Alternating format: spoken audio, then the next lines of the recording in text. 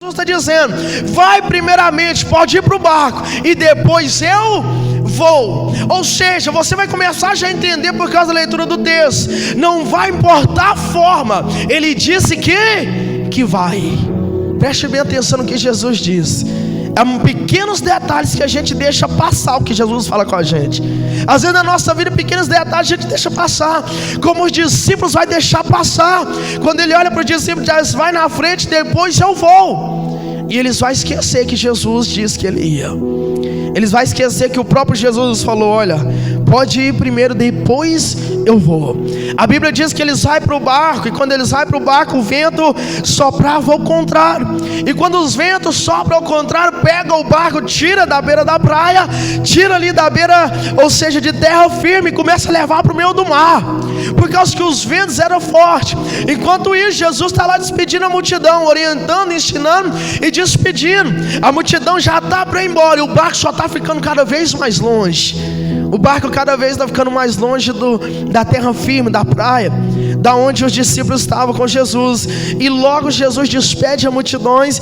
E Jesus, a Bíblia diz que ele vai sentir em orar. No versículo 23, olha só: e despedidas as multidões, depois de despedir, subiu ao monte a fim de orar sozinho. Em caindo a tarde, lá estava ele só. Jesus se sente agora com vontade de orar, e sozinho ele sobe para o monte. Ele diz para os discípulos: podem ir agora, eu vou, depois eu vou. E os discípulos vão para o barco, o vento está soprando ao contrário, a hora está passando, e nada de Jesus chegar. Jesus despediu as multidões, depois de despedir a multidão, Jesus pega, e ainda não é momento dele ir. Preste bem atenção naquilo que eu estou dizendo. Não é momento ainda dele ir, mas ele quer esperar mais um pouco. Jesus sente no coração: eu preciso orar, e eu preciso orar sozinho. Depois disso tudo, os discípulos estão lá só, somente eles. Jesus ainda quer ficar mais só, mais um pouco. Jesus ainda vai subir um monte. Jesus ainda está indo para o monte ainda orar.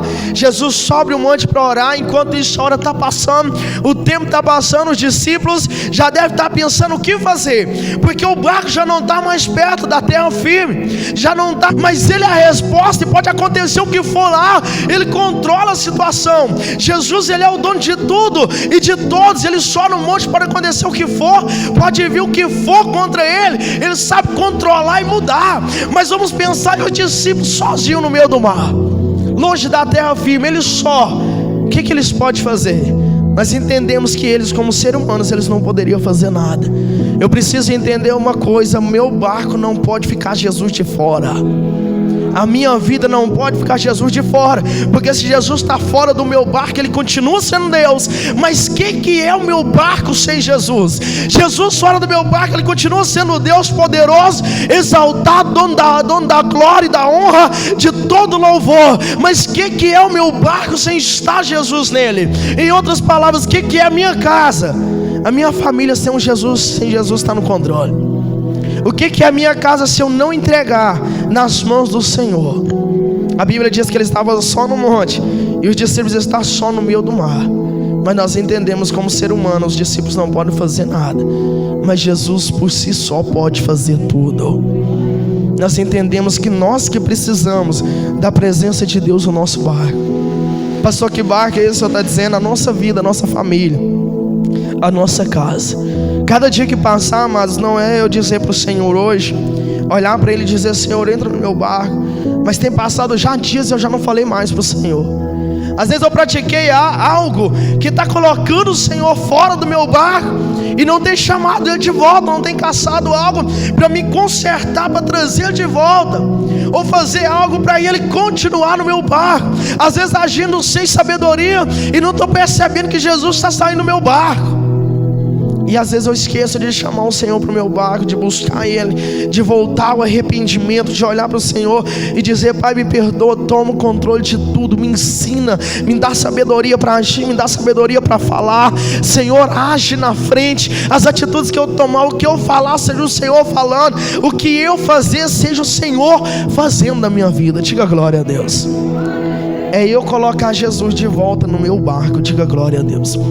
A Bíblia então diz que o Senhor, mais além, versículo 24 diz assim, amados, acompanha aí: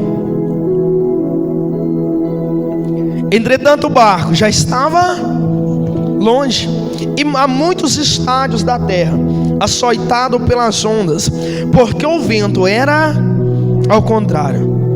Na quarta vigília da noite foi Jesus ter com eles, andando por sobre o mar. Diga glória a Deus. Amados, a Bíblia está dizendo que o barco, quando o Senhor diz, eu vou para junto com os discípulos, eu estou indo para o barco, mas o barco estava longe. O barco já não estava mais perto da praia. A Bíblia diz que é vários estádios, uma distância enorme que já talvez não dava nem para ver, porque já está a Bíblia dizendo na quarta vigília da noite, que é a hora certa, e o que eu penso que é certo, muitas vezes eu não tenho razão, porque a vontade boa, perfeita e agradável não está em mim, não está em nós, mas está no dono do tempo, está na mão do Senhor. Ele falou que vinha, Ele vai vir. Ele falou que vai honrar, Ele vai honrar. Ele falou que vai entregar, Ele vai entregar. E na hora que eu menos esperar, eu vou ver Jesus chegar. Dá 3 horas da manhã, e Jesus olha e diz, agora eu vou em direção a eles. Aí Jesus chega na beira do mar, e o barco não está lá. Vai começar as dificuldades, amados. Vai começar as lutas agora. Mas aparentemente parece que ela vai ser para Jesus, porque como Jesus chegar até aquele barco se está no meio do mar? Como Jesus chegar naquele barco se só tem água para ele atravessar e ainda tem vento soprando ao contrário? Como que Jesus vai chegar até aquelas vidas se está tudo soprando ao contrário? Tudo está dizendo que não, tudo está dizendo não tem jeito, a situação está dizendo não, o ambiente não é ambiente de andar, porque só tem água. Mas humanamente falando, como que o Senhor vai fazer? Como que Jesus vai chegar? Mas Ele fez uma promessa, eu vou. Ele fez uma promessa e disse para os discípulos, só um pequeno detalhe, vai e depois eu vou. Jesus falou que vai, amados. Agora o difícil é Satanás parar Ele. Jesus falou, eu vou para o teu barco. Agora é que tá, se chegou a hora de Jesus vir, eu quero ver o que vai parar a poderosa mão do Senhor. Eu preciso entender uma coisa, eu só preciso perseverar mais, porque quando chegar a hora de Deus te honrar, de Deus mudar a história da tua casa, você vai ver se tem alguém que pode parar. Você vai ver se a dificuldade que era tua é dificuldade também para o Senhor. É a hora que a gente vai ver se o que era empecilho para mim, se também era para Ele. E que eu vou começar a ver que Jesus disse, eu vou, não tem barco na beira do mar, não tem terra firme. Então Jesus, Ele vai sobre as águas. Aleluias. Jesus olha, o barco já não está aqui mais perto, está bem longe, só tem água. Então é por sobre as águas que Ele vai, porque a água é dificuldade para mim andar sobre ela. As lutas que tem é para mim, ela assombra eu, mas o meu Deus não. Você precisa entender uma coisa que Deus manda dizer. O problema na tua família ou na tua casa, se você está enfrentando, às vezes é problema para você. Para Deus é como estralar de dedo e Ele transforma. Para Deus é como num piscar de olhos, Ele faz e acontece. Para mim, eu estou olhando e só estou vendo água. Para Deus, Deus está passando direto. Eu estou olhando e estou falando a palavra negativa, pastor, tem me parado. Deus está passando direto, aleluias. Parece que não tem como caminhar, mas Deus está caminhando. Amados, entenda uma coisa, o que é difícil para mim não é nada para o nosso Deus. Glorifica bem forte o nome do Senhor Jesus.